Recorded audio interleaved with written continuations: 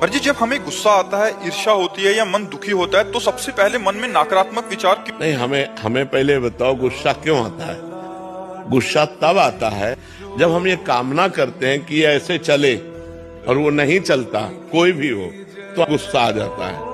हमको ये सोचना है कि मुझे कैसे चलना है।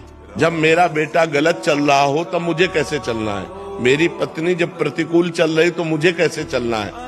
मुझे क्रोध नहीं लाना, बहुत प्यार से, बड़े गंभीरता से, धैर्य पूर्वक हमें समस्या का समाधान करना चाहिए।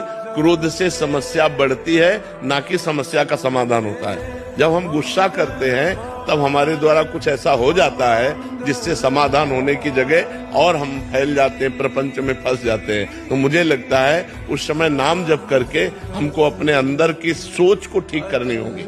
अगर हम अंदर की सोच को ठीक नहीं कर पाए तो जेल जितनी भरी है वो सब इसी में भरी है, काम में या क्रोध में या व्यभिचार में फंसा या हिंसा में फंसा, चोरी में फंसा, इसी में जेल भरी हुई। तो हमें लगता है हम उस समय अपनी सोच को कंट्रोल कर सके, उसके लिए भगवान का भजन है।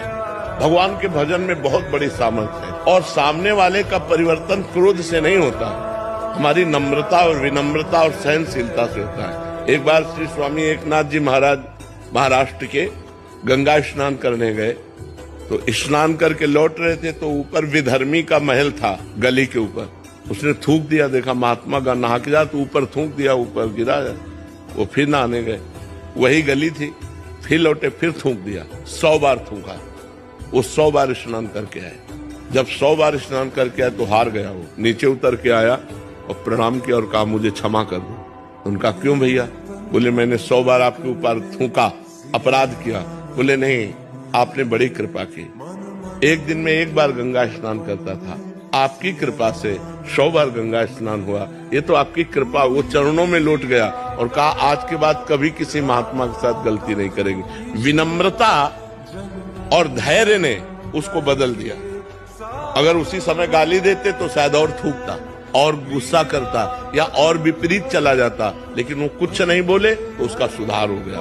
विनम्रता और धैर्य से यदि हम अपनी सोच को कंट्रोल में रखें तो हम किसी का भी सुधार कर सकते हैं। गुस्सा से सुधार नहीं होता, गुस्सा से और हानि हो जाती है। जैसे छोटे छोटे बालकों को आप बार बार प्रताड़ित करते रहे तो उनके अंदर आपके प्रति जो अश्रद्धा पैदा होगी, जब वो जवान होंगे तब वो आपका अनादर करेंगे कि ये बहुत दुष्ट हमारे साथ ऐसा ऐसा करता रहा।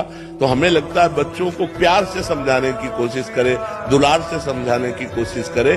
ज्यादा क्रोध का प्रयोग ठीक नहीं है।